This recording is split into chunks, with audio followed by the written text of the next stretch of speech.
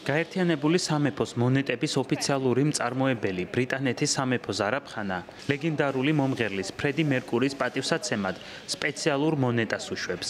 მონეტაზე გამოსახულია ჯგუფ Queen-ის სოლისტი, რომელსაც ხელში მიკროფონის სადგამი უჭირავს.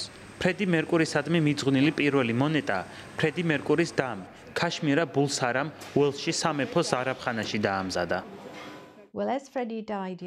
ფრედი ახალგაზრდა გარდაიცვალა. მას არ მიეცა შესაძლებლობა მუსიკალურ სამყაროში დამსახურებული სამეფო მედალი მიეღო.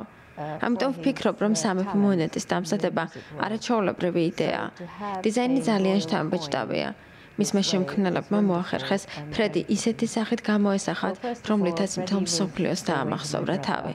ის ყოველთვის ჩემს ძმად დარჩება. მინდა რომ ის ახლაც აქ იყოს და ერთად დავტკბეთ ცხოვრებით, თუმცა ასე არ ხდება. სასიამოვნო შეგრძნებაა, როდესაც ხალხი ასე დადებითად საუბრობს ჩემს ძმაზე.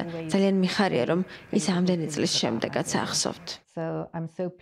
ბრიტანეთის სამეფო ზარაფხანის დირექტორის თქმით, ფრედი მერკურის თაყვანისმცემლები მისი მონეტის გამოშვებას დიდი ხანია ითხოვენ.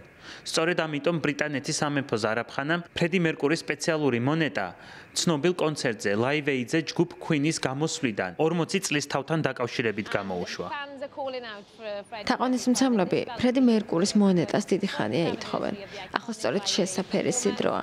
ფრედის სოლო ალბომის Mr. Bad Guy-ის გამოშვებიდან 40 წელი გავიდა.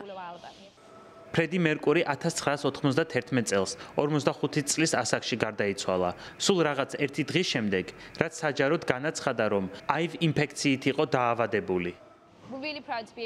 ჩვენ ვამაყობთ, რომ შეგვიძლია ეს ოქროს მონეტა გადავცეთ საქველმოქმედო ორგანიზაციას. ეს ორგანიზაცია ფრედის სახელით დაფუძნდა და HIV ინფიცირებულებს ეხმარება. სამეფო ზარაფხანას ადრეც გამოუშვია სპეციალური მონეტები სხვა მუსიკოსების პატივსაცემად, მაგალითად დევიდ ბოუის, ჯორჯ მაიკლის, შერლი ბეისისა და პოლ მაკარტნის. ფრედი მერკურის მონეტის ყიდვა სამეფო ზარაფხანის ვებსაიტზე 18 ნოემბრიდან არის შესაძლებელი.